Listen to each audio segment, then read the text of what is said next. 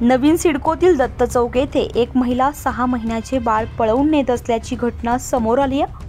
बाळाचं रडणं ऐकून काही सेकंदातच आई बाहेर आल्यामुळे तिने त्या महिलेच्या हातातून बाळाला हिसकावत आरडाओरड करत सुटका केली आहे। या महिलेने परिसरातील नागरिक जमा होण्याच्या भीतीने तात्काळ जागेवरून पळ काढलाय। या प्रकारामुळे परिसरातील महिलांमध्ये भीतीचं वातावरण असून संशयित महिलेचा पोलिसांकडून शोध घेतला जातोय। दुपारी 12:30च्या सुमारास ही घटना घडली आहे।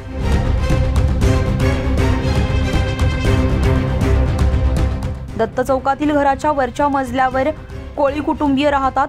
घरात पती पत्नी आणि 6 महिन्याचं बाळ आहे।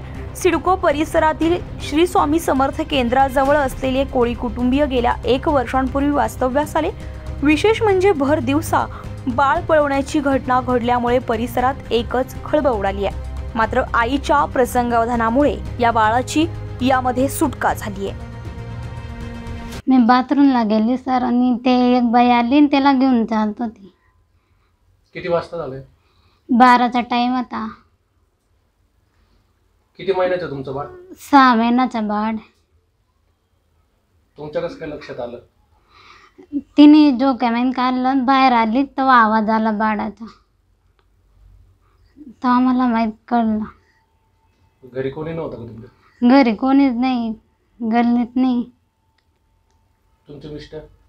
मिस्टर कामाला गेले होते।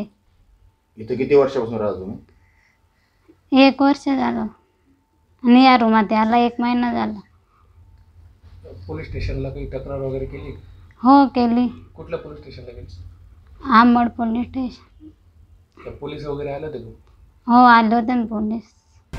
उत्तर महाराष्ट्र लाईव्हसाठी अश्विनी पुरी, नाशिक।